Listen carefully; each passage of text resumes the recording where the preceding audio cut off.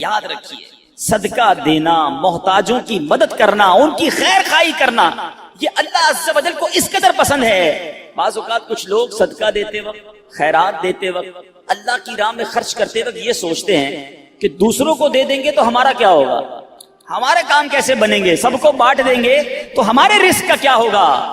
غور سے سنیے، حضرت سیدتنا اسماء رضی اللہ تعالی عنہا فرماتی ہیں، نبی پاک علیہ الصلوۃ والسلام نے مجھ سے ارشاد فرمایا، صدقہ و خیرات مت روکو۔ سنیے، صدقہ و خیرات مت روکو، کہیں تمہارا رزق نہ روک دیا جائے۔ جو لوگ بعض اوقات تنگی کا شکار ہوتے ہیں نا، وہ چیک کریں کہ یار میں نے صدقہ خیرات دینا تو نہیں روک دیا، میں نے اللہ کی راہ میں خرچ کرنا تو نہیں روک دیا، یہ خرچ کرنا ہی ملٹیپلائی کر کے واپس لاتا ہے۔ ایک اور روایت میں آتا ہے، گن گن کر خرچ نہ کرو ورنہ وہ رب کریم بھی تمہیں گن گن کر عطا فرمائے گا۔ جو لوگ گن گن کر دیتے ہیں نا، بس بھائی زکوٰۃ پوری ہو گئی، اتنا ہی دینا تھا، اب اگلے سال آنا، ارے رب کریم تمہیں عطا فرمائی جا رہا ہے، تم بھی بانٹے چلے جاؤ، تم بھی دیتے چلے جاؤ، وہ اور اپنے خزانوں سے عطا فرمائے گا۔ اے میرے بیچے اسلامی بھائیوں، سیدنا امام بدر الدین عینی رحمت اللہ تعالی علیہ، جو ابھی میں نے حدیث پڑھی کہ پیارے آقا علیہ الصلوۃ والسلام نے فرمایا صدقہ و خیرات مت روکو، کہیں تمہارا رزق نہ روک دیا جائے۔ اس حدیث کے تحت فرماتے ہیں، اس خوف سے اپنے مال کو صدقہ کرنے سے مت روکو کہ وہ ختم ہو جائے گا، کیونکہ اللہ عز و جل تم پر مال کی تنگی فرما دے گا، یہ تجھ سے مال روک لے گا اور رزق کے وسائل ختم فرما دے گا۔ ہمیں نہیں پتا ہوتا، بعض اوقات ہم کسی کی مدد کرتے ہیں، اس کی دعا لگتی ہے، ہمارے بگڑے کام بننے سے سنور جاتے ہیں، ہمارے رزق میں برکت شروع ہو جاتی ہے۔ بعض اوقات کچھ غریب رشتہ داروں کی لوگ مدد کر رہے ہوتے ہیں، کچھ لوگوں کی کفالت کر رہے ہوتے ہیں، اور بزنس چلتا رہتا ہے، کاروبار بڑھتا رہتا ہے۔ اس میں ہماری کوئی عقل، ہماری کوئی ہوشیاری، ہمارا کوئی کمال نہیں ہوتا۔ کیا معلوم جس کو تم کفالت کر رہے ہو، ہر مہینے جس کے گھر کھانا پہنچا رہے ہو، یہ اسی کی دعائیں ہیں جو تمہارا رزق بڑھتا چلا جا رہا ہے، یہ اسی کی دعائیں ہیں جو تمہیں ترقی ملتی چلی جا رہی ہے۔ تو اللہ کی راہ میں خرچ کرنے کے لیے دل کھول کر خرچ کرتے رہنا چاہیے، صدقہ دینے میں کنجوسی نہیں کرنی چاہیے۔ حضرت رابعہ بصریہ رضی اللہ تعالی عنہا کا یقین دیکھو، توکل دیکھو، آپ کا بلیف کیسا تھا کہ ایک بار دو بزرگ حضرت سیدتنا رابعہ بصریہ رضی اللہ تعالی عنہا کے یہاں حاضر ہوئے، اور یہ نیت تھی کہ حضرت رابعہ بصریہ کھانا کھلائیں گی، ان کا تو کھانا بھی رزق حلال پر مبنی ہوگا۔ اب حضرت رابعہ بصریہ کے پاس دو ہی روٹیاں تھیں، اب دو بزرگ تھے، بھوک بھی لگی ہوئی تھی، وہی دو روٹیاں آپ نے دسترخوان پر ان دونوں بزرگوں کے سامنے رکھ دی۔ ابھی روٹیاں رکھی تھی کہ دروازے پر دستک ہوئی، کسی سائل نے کہا کہ اللہ کے نام پر مجھے کچھ دیا جائے۔ حضرت رابعہ بصریہ نے مہمانوں کے آگے سے دو روٹیاں اٹھائیں اور اس سائل کو دے دی۔ مہمان ہکے بکے کہ ہم دسترخوان پر بیٹھے ہیں، ہمیں بھی بھوک لگی ہے، دو ہی روٹیاں تھی، دونوں اٹھا کر دے دی۔ مگر یقین دیکھو، اللہ غنی، ابھی وہ حیرت زدہ ہیں کہ تھوڑی دیر میں دروازے پر پھر دستک ہوتی ہے۔ ایک کنیز بہت سی گرم روٹیاں لے کر حاضر ہوئی اور عرض کی، یہ میری مالکہ نے آپ کے لیے بھجوائی ہے۔ حضرت رابعہ بصریہ نے روٹیاں گننا شروع کی، وہ روٹیاں 18 تھی۔ آپ نے کہا یہ روٹیاں میری نہیں ہیں۔ کنی جی حضور آپ کے لیے بھجوائی، کہا میری نہیں ہے، واپس لے جاؤ۔ وہ بزرگ دیکھ رہے ہیں، 2 گئیں، 18 آ گئیں، 18 بھی واپس لوٹا دیں۔ جب مالکن کے پاس وہ کنیز لے کر روٹیاں پہنچتی ہے اور کہتی حضرت رابعہ بصریہ نے تو واپس لوٹا دی ہیں، کہا روٹیاں کتنی ہیں؟ کہا 18۔ کہا یہ 2 بچ گئی تھی، یہ بھی ساتھ ملا کر لے جاؤ۔ واپس جاتی ہے، حضرت رابعہ بصریہ کو پھر پیش کرتی ہے کہ میری مالکن نے پیش کی ہے۔ پھر روٹیاں گنی، 20 روٹیاں تھیں۔ آپ نے کہا ہاں یہ میری روٹیاں ہیں، کیونکہ اللہ کے وعدے پر مجھے سچا یقین ہے، میری راہ میں 1 خرچ کرو میں 10 عطا فرماؤں گا۔ 2 دی تھی تو 18 کیسے آ گئیں؟ اللہ کی راہ میں 2 خرچ کی ہیں تو 20 ہی روٹیاں ملنی ہیں۔ اللہ اکبر۔ اے میرے بیچے اسلامی بھائیوں، مدنی چینل کے ناظرین، جس دن یہ توکل پیدا ہو جائے نا، جس دن یہ بھروسہ رب پر ہو جائے، پھر دیکھیں کیسے غیب سے کام بنتے ہیں۔ حضرت سیدنا عطا رحمت اللہ تعالی علیہ اپنے والد محترم سے روایت کرتے ہیں کہ ایک مرتبہ زمانے کے مشہور بزرگ حضرت سیدنا ابو مسلم خولانی رحمت اللہ تعالی علیہ کی زوجہ محترمہ نے آپ سے کہا کہ ہمارے پاس آٹا بالکل ختم ہو گیا ہے۔ یہاں موجود اسلامی بھائی بھی اور مدنی چینل کے ناظرین میں اگر کوئی تنگی کا شکار ہو، کوئی غربت کا شکار ہو، کوئی پریشانی کا شکار ہو، بہت غور سے یہ واقعہ سنیں۔ آپ کی زوجہ نے کہا کہ آٹا ختم ہو گیا ہے، اب روٹی کیسے بنے گی، کھانا کیسے بنے گا؟ آپ نے اپنی زوجہ محترمہ سے فرمایا کہ تمہارے پاس کچھ رقم ہے جس سے آٹا خریدا جا سکے؟ اس نے عرض کی کہ جی میرے پاس 1 درہم ہے جو اون بیچ کر حاصل ہوا ہے۔ آپ نے فرمایا لاؤ وہی درہم مجھے دے دو تو میں بازار میں جا کے آٹا لے آتا۔ آپ دکان پر آٹا لینے گئے، گھر میں 1 ہی درہم اور اس درہم کا بھی آٹا لینا ہے جس کا کھانا کھانا ہے۔ جب آٹے والے کی دکان پر پہنچے تو ایک فقیر وہاں آن پہنچا اور اس فقیر نے کہا کہ اے ابو المسلم خولانی، ایسا کرو یہ 1 درہم مجھے دے دو، مجھ پر صدقہ کر دو۔ آپ وہاں سے پلٹے، تھوڑا آگے گئے، دوسری دکان پر گئے، فقیر وہاں بھی آ گیا، کہنے لگا یہ 1 درہم آپ مجھ پر صدقہ کر دیں۔ فقیر پیچھے لگا رہا، آخر کار آپ نے وہ 1 درہم جو گھر سے لے کر آئے تھے آٹے کے لیے اس فقیر پر صدقہ کر دیا۔ ایمپٹی ہینڈڈ، خالی ہاتھ ہو گئے، سوچنے لگے اب گھر والوں کو کیا جواب دوں گا، اللہ کی راہ میں صدقہ تو کر دیا ہے، اب گھر واپس لوٹوں گا تو کیا بتاؤں گا، کھانے کے لیے انتظار میں ہے، آٹا لینے گیا ہوں، تو اب خالی تھیلا لے کر آئے تھے گھر سے۔ تو آپ نے لکڑی والے کی دکان پر گئے جو لکڑی کا کام کرتا ہے، کارپینٹر جو ہوتا ہے، اس کے پاس آپ نے دیکھا ہوگا برادہ پڑا ہوتا ہے، چورا بالکل، آپ نے اس تھیلے میں برادہ بھر لیا اور تاکہ تھیلا بھر جائے، اب گھر گئے، دستک دی، تھیلا پکڑایا اور خود باہر فوراً باہر سے چلے گئے۔ میں منہ کیا دکھاؤں گا گھر والوں کو، چلو وہ تھیلا پکڑ کے اندر جائیں، اتنی دیر میں گھر سے دور چلا جاؤں، آپ دور چلے گئے۔ گھر والوں نے تھیلا کھولا تو اس میں نہایت عمدہ قسم کا آٹا موجود تھا، بڑا زبردست آٹا۔ گھر والوں نے روٹیاں بنائی، انتظار کر رہے ہیں کہ حضرت کب آئیں گے۔ اب آپ شرمندہ، آپ باہر گھوم رہے ہیں کہ وقت گزر جائے، گھر والے سو جائیں، وقت جو ہے وہ بھوک کا ٹائم تھوڑا گزر جائے۔ اب سارا دن گھر نہیں گئے، آپ کی زوجہ محترمہ انتظار کرتی رہی۔ اب آپ رات کو چپکے سے گھر میں داخل ہونے لگے کہ گھر والوں کی ڈانٹ بھی سننی ہے کہ ہم نے پیسے دیے تھے آٹا لانے کو، آپ لکڑی کا برادہ دے گئے، مگر ان کو نہیں پتا تھا اندر کہانی کچھ اور ہو گئی ہے۔ اب آپ کی فیملی انتظار کر رہی ہے کہ کب آئیں، بھوکے ہیں، ان کو اتنا اچھا ہمیں آٹا دے کر گئے، بہترین قسم کی روٹیاں بنی ہیں، آئیں تو حضرت کو کھانا پیش کیا جائے۔ آپ چپکے سے گھر میں داخل ہوئے تو آپ کی زوجہ محترمہ فوراً سامنے آ گئی۔ اب آپ شرمندہ، مگر آپ کی زوجہ محترمہ بہترین قسم کی روٹیاں انہوں نے سامنے پیش کی۔ آپ حیران ہوئے کہ یہ کہاں سے آیا؟ تو آپ کی زوجہ نے کہا یہ اسی آٹے کی روٹیاں ہیں جو آپ لائے تھے۔ جب یہ سنا تو آپ کی آنکھوں میں آنسو آ گئے، آپ رونے لگے، اپنے پروردگار کا شکر ادا کیا کہ اس نے میری لاج رکھ لی اور مٹی کو عمدہ آٹے میں تبدیل فرما دیا۔ ہاں لیکن ایک بات کا خیال رکھنا ہوگا، کہیں کوئی خرچہ کرتے ہی انتظار کرنا شروع کر دے کہ آج جناب مسجد کے ڈبے میں 10 روپے ڈالے تھے، اب دیکھو 100 روپے کب ملتے ہیں، پورا دن گزر گیا 100 روپے نہیں ملے، اگلا دن گزر گیا پھر بھی 100 روپے نہیں ملے، یہ تو 1 کے 10 ملنے تھے۔ اے میرے میٹھے اسلامی بھائیوں، یاد رہے رب کی رضا اور رب ہمارے بارے میں ہمیشہ یاد رکھیں۔ اللہ کے جو فیصلے ہیں نا، اس پر یقین کر لو کہ اللہ کے جو فیصلے ہمارے بارے میں ہے نا، وہ ہم سے بہتر رب جانتا ہے، اور رب ہمارے لیے ہمیشہ بہتر فیصلہ فرماتا ہے۔ ضروری نہیں کہ آپ نے صدقہ دیا آپ کا مال ہی بڑھ جائے، ہو سکتا ہے اس صدقے کی وجہ سے آپ سے کوئی آفت دور ہو جائے، آپ سے کوئی مصیبت دور ہو جائے۔ مجھے بتائیں، آپ نے 10 روپے دیے مسجد میں، 100 روپے نہیں ملے، لیکن آپ کا ایکسیڈنٹ ہونے والا تھا، وہ ایکسیڈنٹ سے آپ بچ گئے، آپ پر کوئی خطرناک بیماری آنے والی تھی، آپ اس سے بچ گئے، تو وہ 100 روپے اچھے تھے یا ایکسیڈنٹ سے بچنا اچھا تھا؟ تو اللہ کے فیصلوں پر یقین ہونا چاہیے۔ احادیث میں انشاءاللہ آگے بیان بھی کروں گا، احادیث بھری ہوئی ہیں، بہت ساری احادیث ہیں کہ صدقہ بری موت کو دور کرتا ہے، صدقہ بلا کو دور کرتا ہے، صدقہ مصیبتوں کو دور کرتا ہے، صدقہ تنگی کو دور کرتا ہے۔ تو اے میرے میٹھے اسلامی بھائیوں، صدقہ دینے میں دل کی خوشی کے ساتھ اللہ کی راہ میں خرچ کرنا چاہیے۔ ایک اور واقعہ سنیے کہ کس طرح صدقے سے بلائیں دور ہوتی ہیں۔ سیدنا اکرمہ رضی اللہ تعالیٰ عنہ فرماتے ہیں کہ ایک ملک کا بادشاہ بہت ظالم اور کنجوس تھا، بڑا ظالم بادشاہ، اور ایسا عجیب و غریب کنجوس کہ اس نے اعلان کر دیا کہ میرے ملک میں اگر کسی نے مسکین یا فقیر کو صدقہ کیا تو اس کے کوئی غریب کی مدد نہ کرے، اگر ایسا کوئی کرے گا تو میں اس کے ہاتھ کاٹ دوں گا۔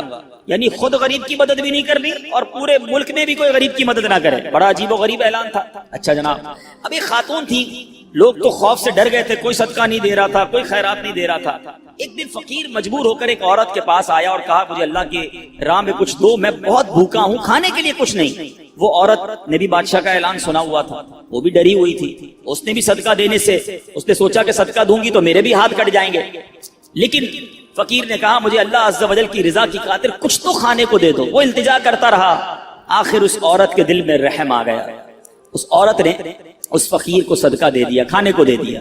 اب 2 روٹیاں دی اسے کھانے کو. فقیر روٹیاں لے کر دعائیں دیتا ہوا چلا گیا. بادشاہ کو پتا چل گیا کہ ملک میں ایک ایسی عورت ہے جس نے کسی فقیر کو صدقہ دیا. اس نے اپنے بندے بھیجے اور اس خدا ترس رحم دل عورت کے دونوں ہاتھ کاٹ دیے گئے. اس کے دونوں ہاتھ کٹ گئے. اب میٹھے اسلامی بھائیوں، کچھ عرصے کے بعد بادشاہ نے اپنی والدہ سے کہا کہ مجھے اپنی مملکت کی سب سے حسین لڑکی سے شادی کرنی ہے. اس کی ماں نے جب معلومات کروائی تو پتا چلا پورے ملک میں ایک لڑکی سب سے زیادہ حسین ہے، مگر اس میں ایک خامی یہ ہے کہ اس کے دونوں ہاتھ نہیں ہیں. اس نے بادشاہ سے کہا. بادشاہ نے لڑکی کو دیکھا، اسے پسند آئی، اس سے شادی کر لی اور وہ عورت اب ملکہ بن گئی. جس نے 2 روٹیاں صدقہ کی، ہاتھ کٹ گئے، اب وہ بادشاہ کی زوجہ بن گئی. بڑی زندگی آرام سے گزرنے لگی، مگر ایک اور امتحان اس کی زندگی میں باقی تھا. پھر کیا ہوا کہ ایک مرتبہ، کیونکہ اور بھی اس کی بیویاں تھیں بادشاہ کی، نئی نویلی دلہن کے ساتھ بادشاہ بہت وقت گزارتا، بڑی نوازشات کرتا. دوسری جو بیویاں تھیں وہ حسد کرتی تھی. ایک مرتبہ بادشاہ طویل عرصے کے لیے ملک سے باہر گیا تو بادشاہ کی بیویوں کو اچھا موقع ملا. انہوں نے بادشاہ کو خط میں لکھا کہ تمہارے پیچھے تمہاری جو بیوی ہے، نئی دلہن جو ہے، وہ برے کام کرتی ہے، اس کا کردار اچھا نہیں. بادشاہ نے بغیر کسی تحقیق کے حکم دے دیا کہ میری بیوی کو اٹھایا جائے اور جنگل میں پھینک دیا جائے. محل سے نکال کر جنگل میں پھینک دو. اب وہ عورت جنگل میں پہنچ گئی. بیابان جنگل تھا. اس کا ایک بیٹا بھی ہو گیا تھا بادشاہ سے. اب اتنی دیر میں میرے میٹھے اسلامی بھائیوں، وہ عورت اس جنگل میں نہر میں پانی پینے کے لیے جھکی تو اس کے ہاتھ سے وہ بچہ بھی پانی میں گر گیا. زور زور سے رونے لگی. بچہ بھی پانی میں ہے، دونوں ہاتھ بھی نہیں ہیں. پکارے تو کسے پکارے؟ اچانک 2 خوبصورت نوجوان آئے. انہوں نے کہا کیوں رو رہی ہیں؟ کہا میرا بچہ پانی میں چلا گیا ہے. اس نے فوراً اس نوجوان نے آگے جا کر اس بچے کو پانی سے نکالا. کہا اور آپ کو کچھ چاہیے تو بتائیے، کوئی اور آپ کی خواہش ہو تو بتائیے، کچھ اور آپ دعا کرنا چاہیں. تو اس عورت نے کہا کہ میرے ہاتھ مجھے واپس مل جائیں. ان نوجوانوں نے دعا کی، اللہ تعالیٰ نے دونوں ہاتھ بھی اسے واپس کر دیے. اب ان نوجوانوں نے اس عورت کو کہا کہ آپ جانتی ہیں ہم کون ہیں؟ ہم دونوں کون ہیں؟ عورت نے کہا میں تو نہیں جانتی، البتہ یہ معلوم ہے آپ کی برکت سے میرا بچہ بھی مل گیا، میرے ہاتھ بھی واپس آ گئے. وہ 2 نوجوان کہتے ہیں ہم تیری وہی 2 روٹیاں ہیں جو تو نے غریب سائل کو دی تھی. صدقہ اللہ کی راہ میں خرچ کرنا کب کہاں کام آتا ہے. اس عورت کو 2 روٹیوں کے بدلے 20 روٹیاں نہیں ملی. حضرت رابعہ بصریہ کو 20 روٹیاں ملی تھی. ہو سکتا ہے کوئی کیلکولیشن کرنے والا کہے یار میں 1000 روپے دوں گا 1 لاکھ روپے مل جائیں گے. نہیں ملے، مگر اس کو ہاتھ واپس مل گئے، بچہ واپس مل گیا.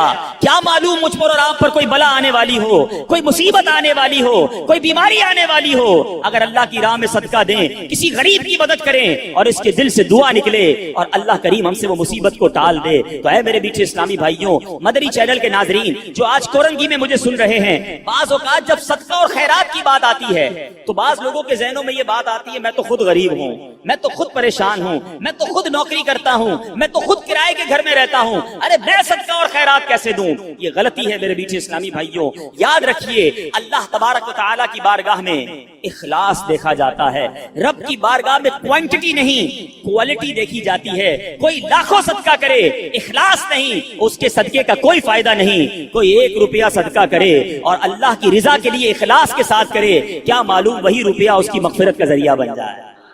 تو نیت بارگاہ الہی میں دیکھی جاتی ہے. یہ گویا اللہ سے کاروبار ہے. اس کو خرچ کرتے وقت دل میں ملال نہ لانا. اللہ نے تھوڑے دیے ہیں، تھوڑے خرچ کرتے رہو. جب وہ زیادہ عطا فرمائے زیادہ خرچ کرتے رہو. اللہ کی راہ میں خرچ کرتے رہا کرو. وہ رب کریم تمہارا ملٹیپلائی کر کر بہت زیادہ بڑھا کر تمہیں عطا فرمائے گا. اے میرے بیچ اسلامی بھائیوں، قرآن مجید فرقان حمید میں صدقہ دینے والے، اللہ کی راہ میں خرچ کرنے والوں کے کیسے کیسے فضائل بیان ہوئے. سبحان اللہ. قرآن صدقہ کرنے والوں کی تعریف اور صدقہ کرنے کی ترغیب دیتے ہوئے کیا ارشاد فرماتا ہے. چنانچہ پارہ 27 سورہ حدید آیت نمبر 18 میں اللہ تبارک و تعالی فرماتا ہے ان المصدقین والمصدقات واقرضوا اللہ قرضا حسنا یضاعف لهم ولهم اجر کریم. ترجمہ کنز ایمان، بے شک صدقہ دینے والے مرد اور صدقہ دینے والی عورتیں اور وہ جنہوں نے اللہ کو اچھا قرض دیا ان کے دونے ہیں اور ان کے لیے عزت کا ثواب ہے. اسی طرح حدیثوں میں صدقے کے کیسے فضائل. اللہ نبی پاک علیہ الصلوۃ والسلام فرماتے ہیں صدقہ برائی کے 70 دروازے بند کرتا ہے. پتہ نہیں کون کون سی برائی میرے پاس آنے والی ہو، میرے گھر میں کون کون سی برائی آنے والی ہو، صدقہ دیا اور وہ برائی کا دروازہ بند ہو جائے۔ پیارے آقا علیہ الصلوۃ والسلام فرماتے ہیں جو اللہ عز و جل کی رضا کی خاطر صدقہ کرے تو وہ صدقہ اس کے اور آگ کے درمیان آڑ بن جاتا ہے۔ جہنم کی آگ اور بندہ صدقہ دینے کے والے کے درمیان یہ پردہ ہو جائے گا، یہ آڑ بن جائے گا۔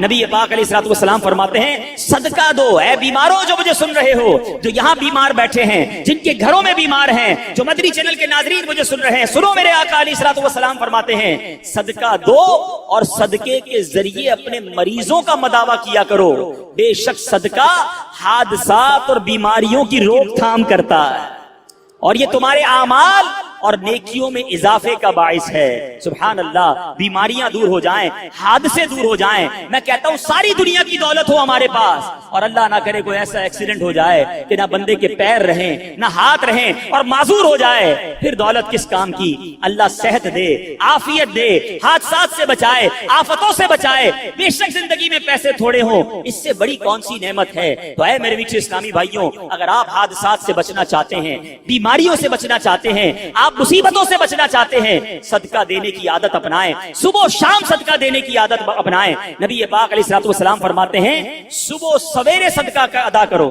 شام میں بھی دینا چاہیے، رات میں بھی دینا چاہیے، مگر صبح سویرے صدقہ دینے کی فضیلت کیا فرمائی آقا نے؟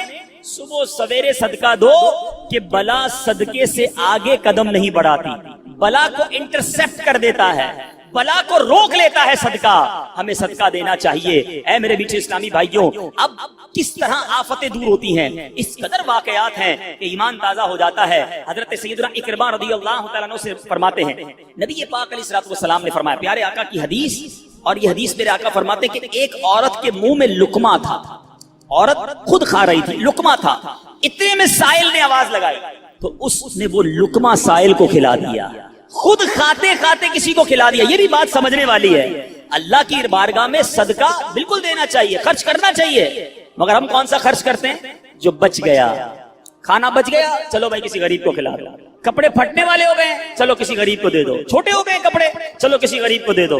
اچھا سردیاں آ گئی، اب گرمیاں آ گئی ہیں، کمبل پرانے پھٹ گئے، ہمارے گھر کے لیے نئے لینے، چلو یہ پھٹے ہوئے کمبل کسی کو دے دو۔ ایوری تھنگ، وہ تمام چیزیں جو میرے اور آپ کے استعمال میں نہیں، وہ اللہ کی راہ میں دینی ہے۔ اللہ کی راہ میں معاذ اللہ پھٹا پرانا ضائع ہونے والا گرا پڑا دینا ہے۔ میں یہ نہیں کہتا جو یہ دیتا ہے اس کو ثواب نہیں ملتا، مگر اپنے دل سے پوچھو، اپنے لیے خرید رہے ہیں تو شاندار کپڑا، بچوں کے لیے خرید رہے ہیں تو بہترین کھانا، اپنے لیے سویٹر سردی میں خرید رہے ہیں تو اچھے ویسے اچھا والا، اللہ کی راہ میں دینا ہے تو پرانا والا پھٹا ہوا۔ اپنے دل سے پوچھو یہ کیا کر رہے ہو؟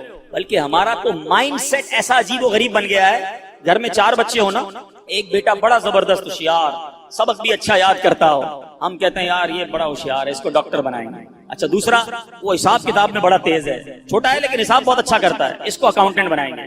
اچھا تیسرا، وہ گھر کے سارے پرزے ورزے خود ہی ٹھیک کر لیتا ہے، اپنے کھلونے بھی ٹھیک کر لیتا ہے، بڑا دماغ چلتا ہے اس کا، اس کو انجینئر بنائیں گے۔ اچھا جناب، چوتھے کی زبان تھوڑی سی اٹکتی ہے، بہت شرارتی ہے، کچھ بھی سبق یاد نہیں کرتا، پیر بھی لنگڑاتا ہے اس کا، تھوڑا سا معذور بھی ہے، اس کا کیا کریں گے؟ یہ مدرسے میں دے دو۔ اب اپنے آپ سے پوچھو، اپنے گھر کا بہترین بچہ نہیں، بچہ بھی وہ مدرسے میں دینا ہے جو ہمارے کسی کام کا نہیں ہے۔ پھر ہم کہتے ہیں پتہ نہیں ہمارے علماء جو ہیں وہ زمانے کے مطابق بات نہیں کرتے، اس قدر جناب ہمارے علماء کے اندر ایجوکیشن نہیں ہے۔ آپ بتائیں نا، ہم نے کون سا را مٹیریل دیا مدرسے کو؟ ہم دیتے نا اپنے خاندان کا سب سے ذہین بچہ کہ بناؤ اس کو مفتی، یہ ساری دنیا میں جا کر دین کا ڈنکا بجائے گا، مگر ہم نے اپنا اچھا بچہ اپنے لیے سنبھال کے رکھنا ہے، جس بچے کا کوئی فائدہ نہیں، کوئی کام نہیں، اس کو مدرسے میں ڈال دو۔ ایسا نہیں ہونا چاہیے۔ اللہ کی راہ میں خرچ کرنے کی باری آتی ہے تو دل پر بوجھ کیوں ہوتا ہے؟ ارے دیا کس نے مجھے اور آپ کو؟ قرآن پاک کے 4 پارے کی پہلی آیت ہے، لن تنالوا البر حتى تنفقوا مما تحبون۔ قرآن کہتا ہے تم ہرگز بھلائی کو نہیں پہنچ سکتے جب تک اللہ کی راہ میں اپنی پیاری چیز خرچ نہ کرو۔ کون کرتا ہے پیاری چیز خرچ؟ ارے مزہ اسی میں۔ اس خاتون نے جو میرے آقا حدیث میں سنا رہا ہوں، اپنے منہ کا لقمہ نکال کر سائل کو دے دیا۔ ہم کہتے نہیں یار، پہلے میں کھا لوں پھر بچ جائے گا تو کسی کو کھلاؤں گا، پہلے میرا کام سیدھا ہو جائے، پہلے میں اپنا کام کر لوں، اس کی باری بعد میں آئے گی۔ ٹھیک ہے، جیسا دو گے ویسا ملے گا بھائی، اچھا دو گے، دل سے دو گے، اخلاص سے دو گے، اللہ کی رضا کے لیے دو گے، پھر دیکھو رب تمہیں کیا عطا فرماتا۔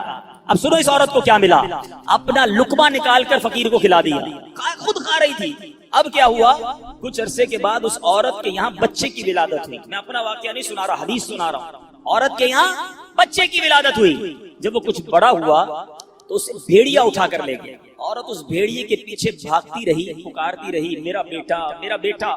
اب اللہ تبارک و تعالیٰ نے ایک فرشتے کو حکم دیا کہ اس بھیڑیے کے پاس جاؤ, اس کے منہ سے اس عورت کا بچہ چھین کر عورت کے حوالے کر دو, اور اس کی ماں سے کہنا اللہ عز و جل نے تم پر سلام بھیجا ہے اور یہ لقمے کے بدلے لقمہ ہو گیا ہے. تم نے اپنے منہ سے لقمہ نکال کر میری راہ میں خرچ کیا تھا, تمہارے بچے کو بھیڑیے کے منہ سے نکال کر اللہ نے واپس عطا فرما دیا. یہ ہے صدقہ. مگر میں دوبارہ عرض کر رہا ہوں, صدقہ دیں خوش دلی کے ساتھ, اچھی نیتوں کے ساتھ. اس میں شیطان اس قدر مردود ہے, ایسا بکار, ایک تو ہم سے نیکی ہونے نہیں دیتا, نیکی ہو جائے تو بچنے نہیں دیتا. اب نیکی ہو گئی نا تو پیٹ میں گڑگڑ. اب بتاؤ کسی کو, بھائی میں نے غریب کو 5,000 دیے ہیں, میں نے اس کی بچی کی شادی کرائی ہے, میں نے مسجد میں قالین بچھائے ہیں, آج کل بڑی گرمی تھی جناب, اللہ کا شکر ہے میں نے مسجد میں کولر لگا کر دیا. کیوں بتانا ہے سب کو؟ ذرا صدقہ کیا, اب سب کو بتانا ہے.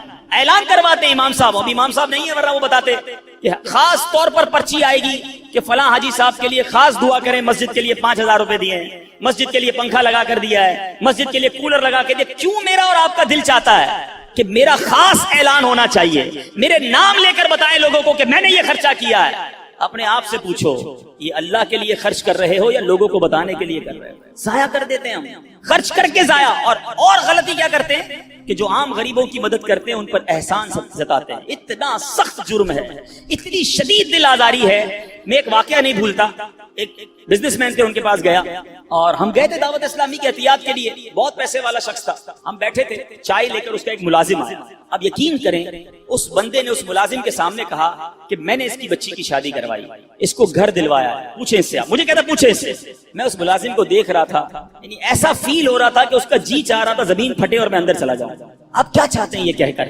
اپنے صدقے دے کر کسی کو ذلیل کرنا چاہتے ہیں. اپنے بارے میں سوچو نا کہ مجھے کبھی کسی سے مدد لینے کی ضرورت پڑے اور مجھے بعد میں وہ کہے کہ میں نے تمہارے ساتھ 4 آدمیوں کے سامنے کہے تمہارے ساتھ یہ بھلائی کی تھی, تو بندہ کتنا افسردہ ہو کہ یار میں نے اس سے کیا مدد لے لی, یہ تو جب دیکھو مجھے ذلیل کر. یہ بہت بڑی غلطی ہے. یہ صدقہ تو گیا, صدقہ تو ضائع ہو گیا. قرآن کہتا ہے اپنے صدقوں کو ضائع مت کرو, الٹا گناہ ہو گیا, آپ نے دل آزاری کی, اسے ذلیل کیا. اللہ اکبر. امہات المومنین حضرت عائشہ صدیقہ رضی اللہ تعالیٰ عنہ, اور ایک اور ہماری اپنی حضور کا طریقہ سنو, اسلاف کیسے تھے.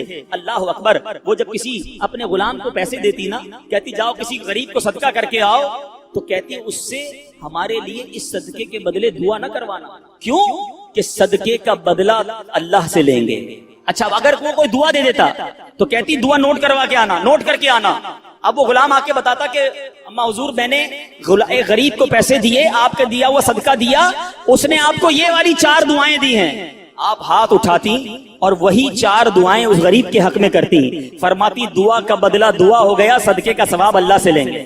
یہ مائنڈ سیٹ کہ ہم کسی سے کیوں مدد چاہیں, ہم کسی سے ریپلائی کیوں چاہیں. ہمارا ایک اور طریقہ کیا ہوتا ہے, اچھا یا تو احسان نہیں جتائیں گے نا, تو صدقہ دے کر کیا کہیں گے.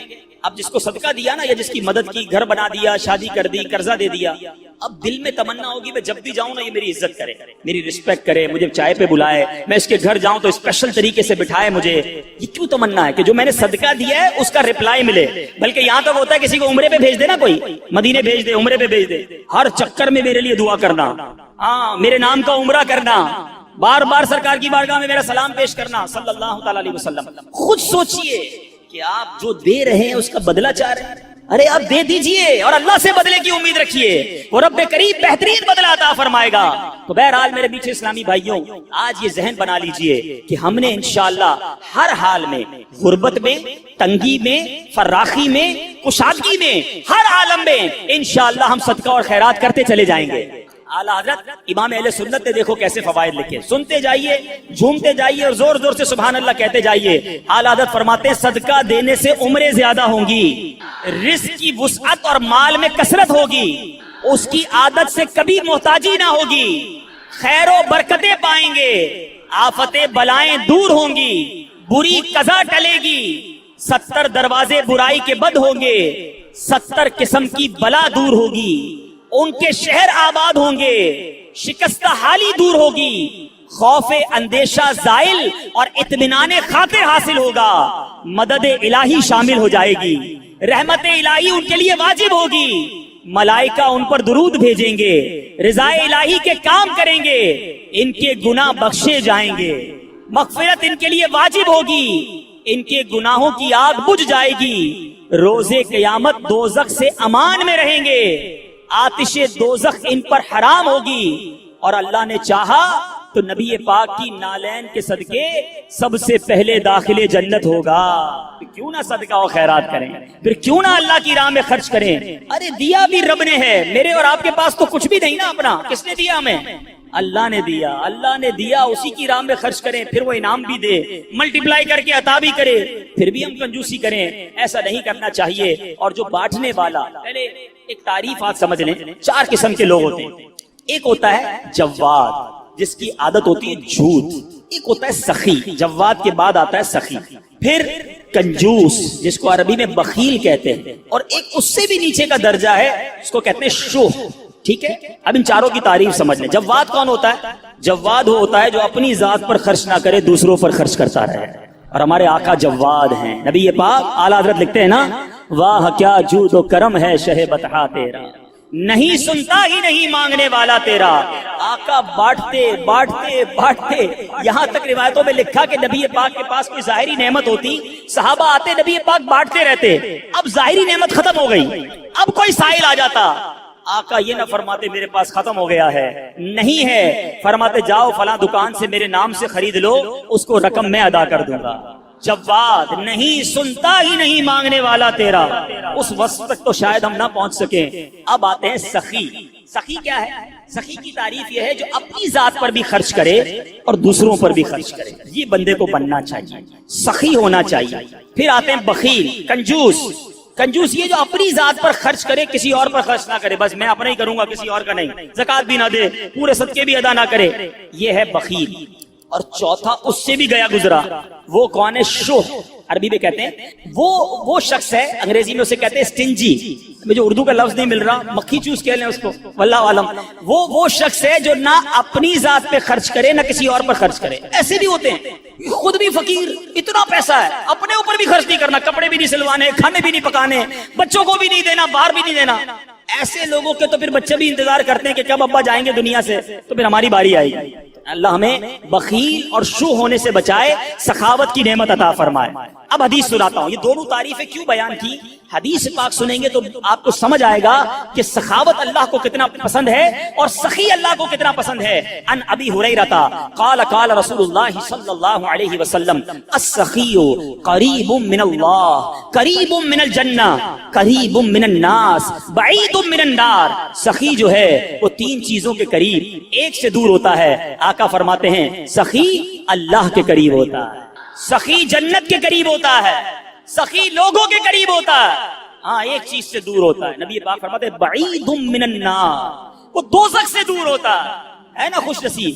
اب اسی حدیث کا اگلا حصہ سنو، آقا فرماتے ہیں والبخیل بعید من اللہ، اللہ سے دور، بعید من الجنہ، جنت سے بھی دور، بعید من الناس، وہ لوگوں سے بھی دور ہوتا ہے، قریب من النار، وہ جہنم کے قریب ہوتا ہے۔ اب غور کیجیے، کیا بننا ہے، سخی یا بخیل، کنجوس؟ آگے میرے آقا فرمائے جاہل ہو اور سخی ہو، وہ اللہ کی بارگاہ میں مقبول ہے، افضل ہے، کس سے؟ کہ سخی ہو، کنجوس ہو مگر عابد ہو، عبادت گزار ہے، ایک طرف جاہل ہے مگر وہ جاہل سخی ہے، عبادت گزار کنجوس ہے، وہ اللہ کو پسند نہیں ہے، سخی ہے مگر جاہل ہے، وہ اس کی نسبت اللہ کی بارگاہ میں افضل ہے۔ تو اے میرے میٹھے اسلامی بھائیوں، سخاوت کا وصف اپنے اندر رکھیے۔ ایک بڑی پیاری بات، کسی عالم سے پوچھا گیا کہ یہ بتائیے کہ سخاوت بہتر ہے یا شجاعت؟ بڑا خوبصورت سوال ہے۔ سخاوت تو سمجھ گئے نا، اللہ کی راہ میں خرچ کرنا، اپنی شجاعت کس کو کہتے ہیں؟ بہادری، بڑا بندہ طاقتور ہو، بہادر ہو۔ سوال کیا گیا سخاوت بہتر ہے یا شجاعت، میں بہادر بنوں یا سخی بنوں؟ بڑی کمال کا جواب دیا، کہتے ہیں اللہ جسے سخاوت دینا اسے شجاعت کی ضرورت ہی نہیں ہوتی ہے کہ لوگ خود بخود سخی کے سامنے چت ہو جاتے ہیں۔ سخی کے پیار کرنے والے بن جاتے ہیں، اس کی مدد کرتے ہیں، اس کو لڑائی کی ضرورت ہی نہیں پڑتی، اس کو طاقت کی ضرورت ہی نہیں پڑتی، اس کی سخاوت ہی اس کے کام بنا دیتی ہے۔ تو اے میرے میٹھے اسلامی بھائیوں، اپنے اندر یہ وصف پیدا کریں۔ ایک بہت خوبصورت حدیث پاک، بہت زبردست ہم سب کے لیے لیسن ہے۔ بانٹتے وقت کبھی بھی دل میں یہ خیال آئے نا کہ یار یہ کہہ تو ٹھیک رہے ہیں بانٹنا چاہیے، لیکن میرے پاس اگر 10,000 ہیں 2,000 دے دوں گا تو 8 ہی رہ گئے نا، کم ہی تو ہو گئے۔ یہ کہہ رہے ہیں بڑھ رہے ہیں، کم بڑھ کہاں رہے ہیں، کم ہو رہے ہیں۔ اب میں جتنے بھی دیتا جا رہا ہوں میرے تو جیب سے بھی کم ہو رہے ہیں، اکاؤنٹ سے بھی کم ہو رہے ہیں، اور مولانا صاحب کہہ رہے ہیں بڑھ جائیں ہیں۔ اب سنو میرے آقا کی حدیث پاک، سبحان اللہ۔ ان عائشہ رضی اللہ تعالی عنہا انہم ذبحوا شاۃ، بی بی عائشہ فرماتی ہیں کہ اہل بیت نے بکری ذبح کی، فقال النبی صلی اللہ علیہ وسلم ما بقی منہا، آقا علیہ الصلوۃ والسلام نے فرمایا اس بکری میں سے کیا بچا؟ اہل بیت نے بکری ذبح کی، تقسیم کی، آقا نے پوچھا ما بقی منہا، اس میں کیا بچا؟ قالت ما بقی منہا الا کتفھا، کہتی حضور کاندھے کے سوا کچھ نہیں بچا ہے، سب بانٹ دیا، بکری کا کندھا بچ گیا ہے۔ اللہ اکبر۔ نبی پاک فرماتے ہیں بقیہ کلھا غیر کتفھا، آقا فرماتے ہیں اے عائشہ کندھے کے سوا سب بچ گیا ہے۔ تھوڑی دیر بعد سمجھ آئے گی بات، مگر کمال کی بات کی ہے میرے آقا نے، سمجھ آئی بات؟ کاندھے کے سوا کچھ نہیں بچا، بی بی عائشہ نے کہا۔ نبی پاک فرماتے ہیں اے عائشہ کاندھے کے سوا سب بچ گیا ہے، یعنی جو بٹ گیا ہے وہ بچ گیا ہے، جتنا بانٹا ہے وہی جمع ہو گیا آخرت کے اکاؤنٹ میں۔ تو ایک بات ذہن میں رکھو کہ آج میں اور آپ جو خرچ کر رہے ہیں، جو اللہ کی راہ میں دے رہے ہیں، وہ ہم سب کے آخرت کے اکاؤنٹ میں جمع ہو رہا ہے، وہ ہم سب کو انشاءاللہ وہاں جا کر ملے گا۔ اے میرے میٹھے اسلامی بھائیوں، صدقہ کس طرح ہمارے جو ہے وہ مال کو بڑھاتا ہے، بہت خوبصورت بات مفتی احمد یار خان فرماتے ہیں، زکات دینے والے کی زکات ہر سال بڑھتی رہتی ہے۔ تجربہ ہے کہ کسان جو بیج کھیت میں پھینک کر آتا، اب دیکھیں نا کسان اگر پوری بوری بیج کی لے کر جائے کھیت میں پھینک کر آ جائے، آپ کہیں یار کیسا جاہل تھا، پوری بوری خالی کر کے آ گیا، لیکن عقل مند کیا کہے گا آج بوری خالی کی ہے، کچھ دنوں کے بعد ٹرک بھر کر واپس آئے گا۔ اسی طرح گھر کی جو ہے وہ مال سے جو صدقہ نکالتے ہیں، کنویں کا پانی آپ نے دیکھا ہوگا، جتنا کنویں سے پانی نکالے وہ بھرتا ہی رہتا ہے، وہ بھرتا ہی رہتا ہے، کنواں خالی نہیں ہوتا۔ تو اللہ کی راہ میں خرچ کرنے والا یقین رکھے کہ انشاءاللہ مال میں بھی برکت ہوگی اور آخرت کے اکاؤنٹ میں بھی جمع ہو جائے گا۔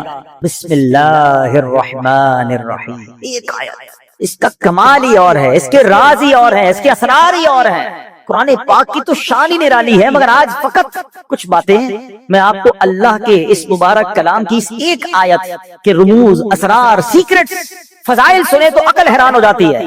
جو شخص، بہت سارے ایسے لوگ ہوں گے جو کاروباری مشکل کا، آج کل مہنگائی بھی بہت ہے، گزارا بھی نہیں ہو رہا، تو غور سے وظیفہ لے جائیں، کل سے کرنا شروع کرتے ہیں کہ جو شخص طلوع آفتاب کے وقت سورج کی طرف رخ کر کے بسم اللہ الرحمن الرحیم 300 بار اور درود شریف 300 بار پڑھے، اللہ تعالیٰ اس کو ایسی جگہ سے رزق عطا فرمائے گا جہاں اس کا گمان بھی نہیں ہوگا، اور روزانہ پڑھنے سے انشاءاللہ عز و جل 1 سال کے اندر امیر و کبیر ہو جائے گا۔ وظیفہ پھر ریپیٹ کر دیتا ہوں، غور سے سن لیں۔ پہلے فجر کی نماز ادا کرنی ہے، اس کے بعد جب فجر کا وقت ختم ہونے لگے تو سورج طلوع ہوتا ہے، سورج طلوع ہونے کا وقت ہے، اس وقت آپ نے سورج کی طرف رخ کر کے ہاتھ میں تسبیح لینی ہے، 300 بار بسم اللہ الرحمن الرحیم، 300 بار درود پاک انشاءاللہ پڑھیں، اور پھر دیکھیں انشاءاللہ اللہ پاک رزق میں کیسی برکت دیتا ہے۔ سبحان اللہ۔ مولا علی شیر خدا نے ایک بڑا پیارا وظیفہ دیا، اور شاید اب جو میں وظیفہ بتانے جا رہا ہوں، جتنے لوگ یہاں موجود ہیں سب کو اس وظیفے کی ضرورت ہے۔ مولا علی شیر خدا کرم اللہ تعالی وجہ کریم سے بیسیکلی تو یہ روایت ہے،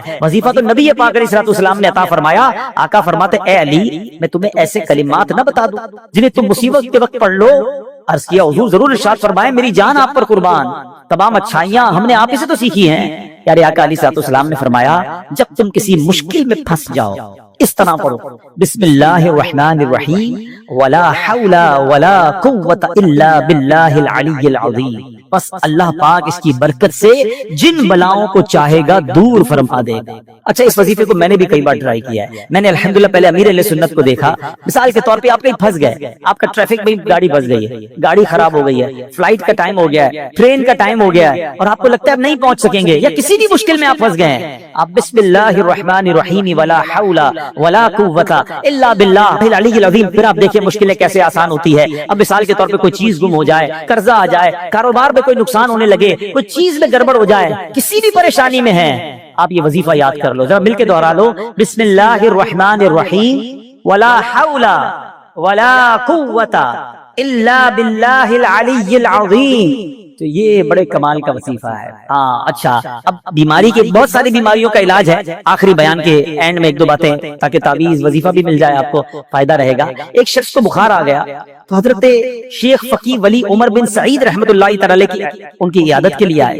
جاتے ہوئے ایک تعویذ عنایت فرمایا کہ آپ کھول کر مت دیکھنا. ان کے جانے کے بعد اس نے تعویذ پہنا تو بخار فوراً چلا گیا. اس سے رہا نہیں گیا، اس نے تعویذ کھولا کہ ایسا کیا لکھا کہ یوں بخار چلا گیا. اس میں بسم اللہ الرحمن الرحیم لکھا تھا. دل میں وسوسہ آیا تو یہ تو کوئی بھی لکھ سکتا ہے. ابھی عقیدت میں کمی آئی تو فوراً بخار بڑھنا شروع ہو گیا. ٹیسٹ کرتے نا لوگ، اللہ والوں کا بھی ٹیسٹ کرتے ہیں، ایسے بھی لوگ ہیں. ابھی اس نے سوچنا شروع کیا تو بخار بڑھ گیا. پھر حضرت کی بارگاہ میں دوڑا گیا کہ حضور معاف کر دیں، میں نے تو جو ہے وہ تعویذ کھول دیا تھا. تو آپ اللہ والے تھے، آپ نے دوبارہ تعویذ لکھ کر دیا. اس کے ہاتھ جیسے اس کو باندھا تو پھر اس کا بخار چلا گیا. اب کی بار دیکھنے سے منع کیا مگر ڈر کے بارے کھول کر نہ دیکھا. بالآخر سال کے بعد کبھی جا کے کھول کر دیکھا تو اس میں بسم اللہ الرحمن الرحیم ہی لکھا ہوا تھا. تو سبحان اللہ، اس کی خوب برکتیں ہیں. اور بتایا گیا کسی کی نکسیر پھٹ جائے نا، بعض اوقات خون نکل رہا ہوتا ہے، تو پیشانی سے بسم اللہ الرحمن الرحیم لکھنا شروع کرے اور ناک کی نوک تک یعنی یہاں سے لکھنا شروع کرے اور یہاں تک ختم کرے تو انشاءاللہ عز و جل اس کی جو ہے وہ خون آنا جو ہے وہ بند ہو جائے گا. بہرحال بہت سارے وظائف ہیں. بسم اللہ الرحمن الرحیم ہر کام نیک اور جائز کام شروع کرنے سے پہلے پڑھنا ہے. پھر دیکھیں اس کی کیسی برکتیں ملتی ہیں. بے ایمانوں کو ایمان دینے والی یہ آیت ہے. ذرا واقعہ سنیے گا. ایک یہودی تھا نان مسلم، ایک یہودن پر عاشق ہو گیا اور عشق مجازی کا اس پر ایسا غلبہ ہوا کہ یہ مجنون جیسا ہو گیا. نہ کھانے پینے کا ہوش تھا، نہ آرام کرتا تھا، بڑا پریشان.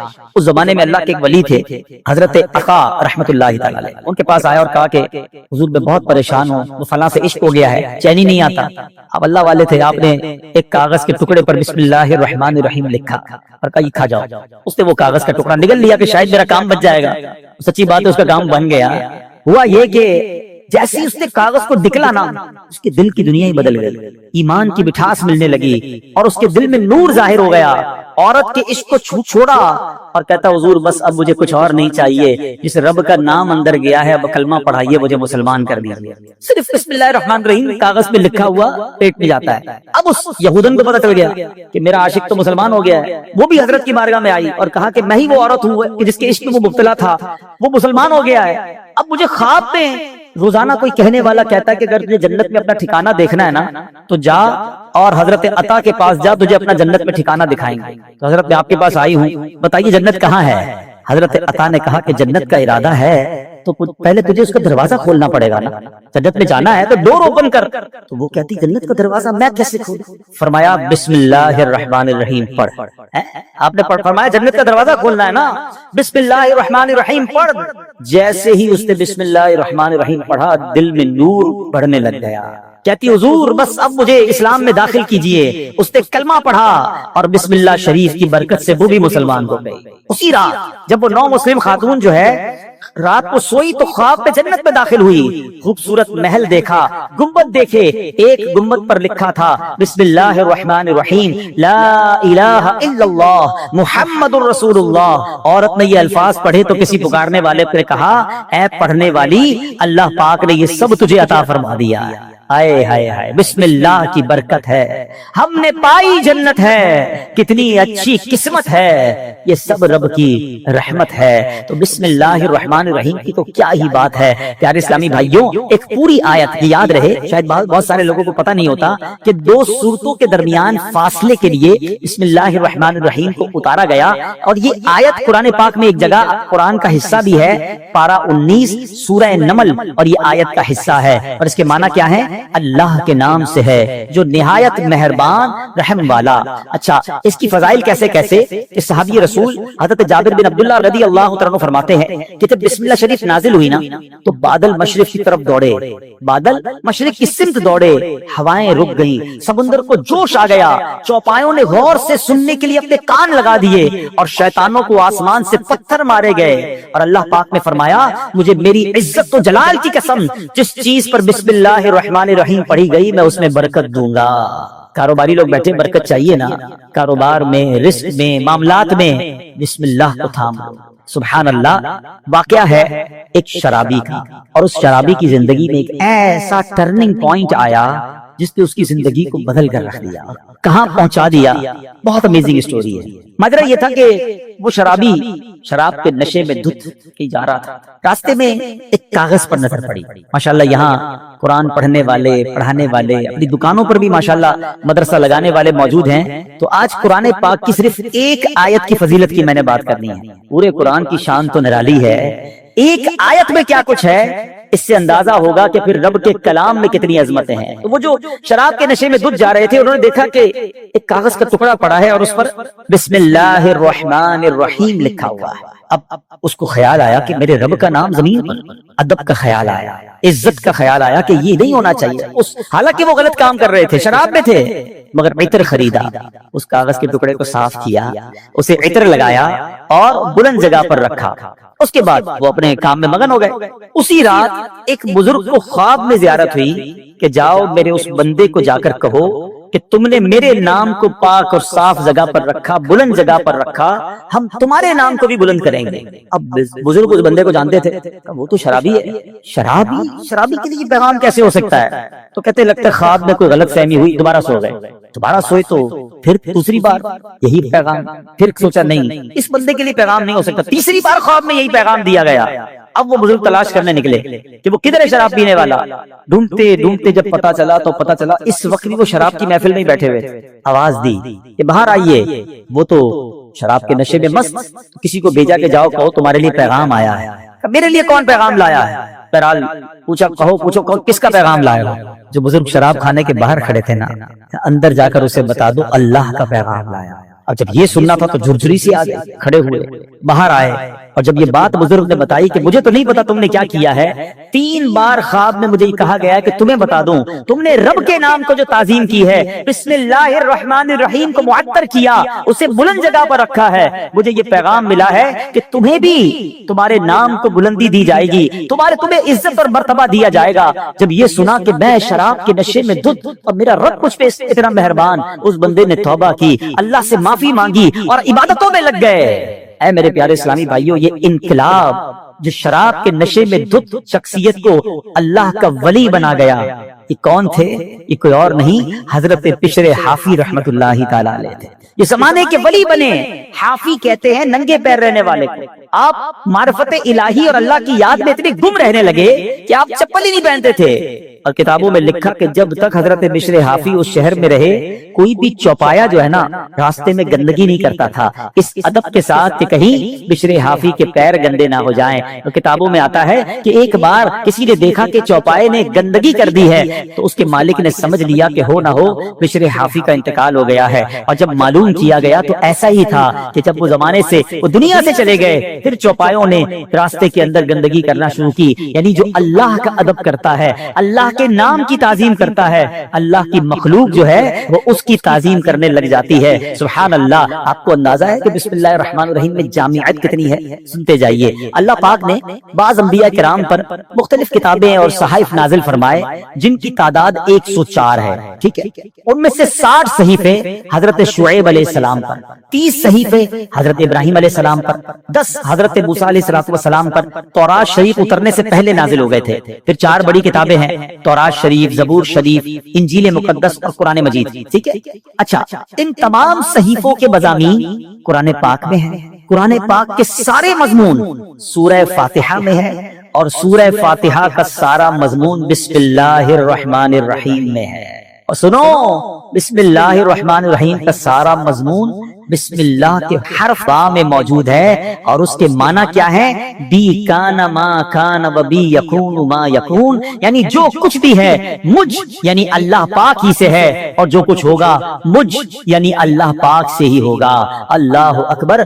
یہ کمال ہے بسم اللہ الرحمن الرحیم کا کہ تمام صحیفوں اور قرآن مجید کا نچوڑ اس کے اندر موجود ہے۔ اور سبحان اللہ، بسم اللہ کے فضائل کتنے؟ امام فخر الدین رازی رحمت اللہ تعالی فرماتے ہیں بسم اللہ الرحمن الرحیم 19 حروف ہیں، ٹھیک، اور دوزخ پر عذاب دینے والے فرشتے بھی 19 ہیں۔ تو آپ فرماتے ہیں کہ امید ہے ایک ایک حرف کی برکت سے ایک ایک فرشتے کا عذاب دور ہو جائے گا۔ بسم اللہ پڑھتے رہا کرو.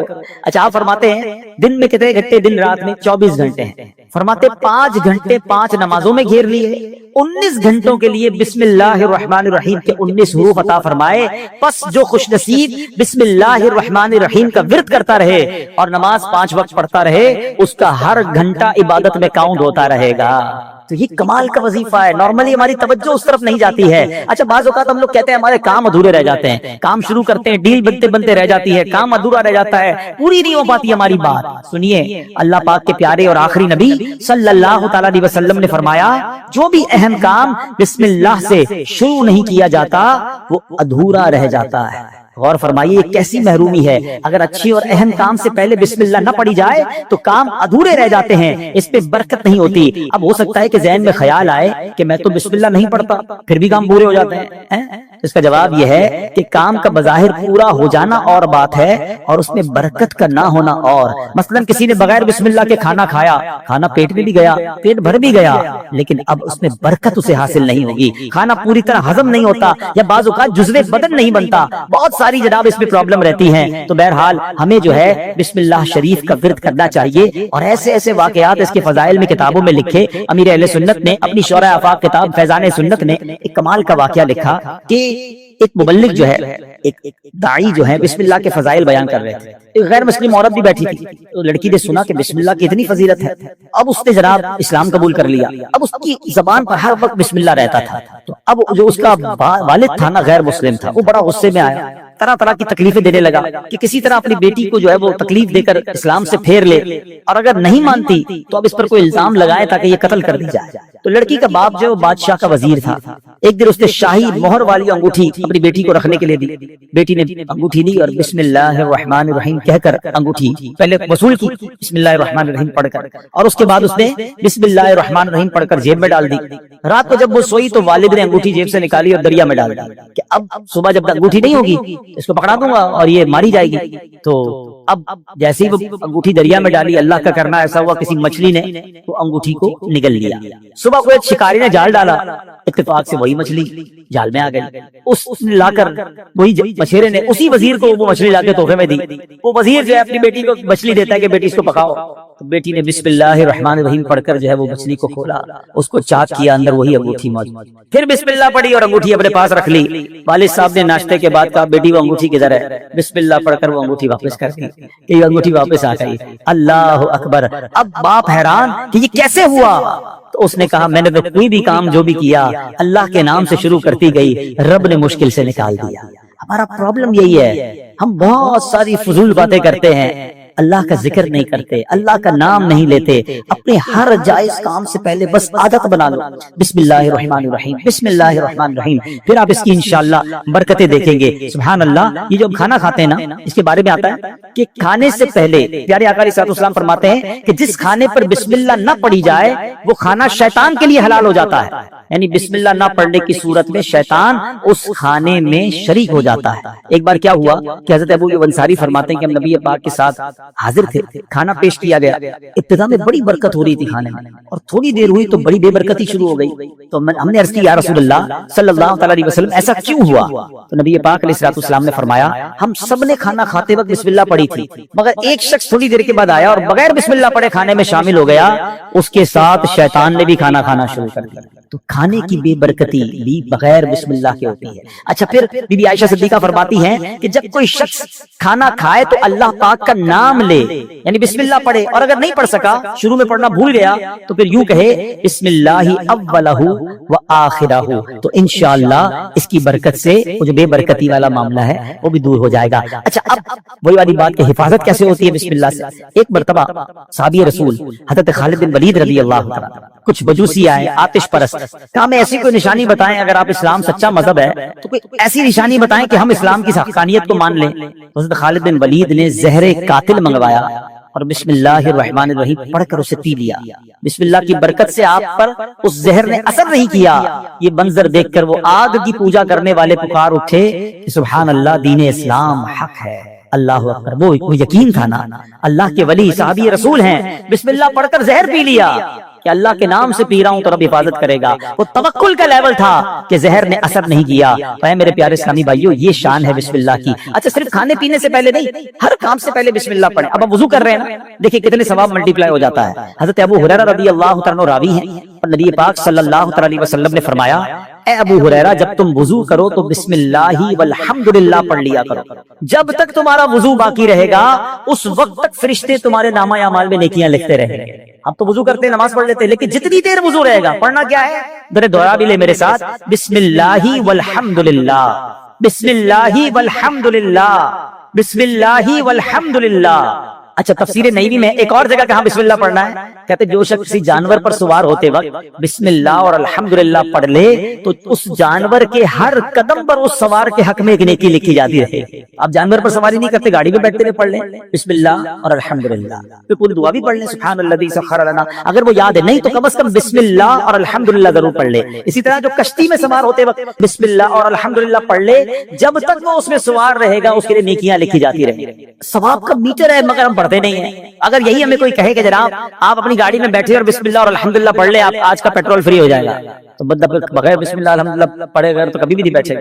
وہ صحیح ہے. دنیا کا نفع بتاؤ مولوی صاحب، میں آپ کو آخرت کا نفع، نیکیوں کا نفع، ہر قدم پر ثواب کی آپ کو بشارتیں سنا رہا ہوں. تو پلیز اس وظیفے کو تھام لیجئے. اور ایک اور بات، اپنے بچوں کو بھی بسم اللہ کی عادت ڈالیں، یہ اللہ کو اتنا پسند ہے. آئے حیدر واقعہ سنیے گا.